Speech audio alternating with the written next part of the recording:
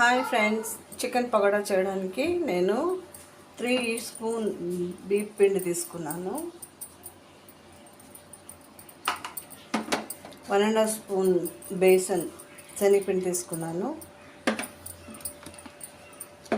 1 spoon అల్లం తెల్లగడ్డ paste తీసుకున్నాను. ఇంకా సరిపోయేంత కారం 1/2 స్పూన్ వేస్తున్నాను.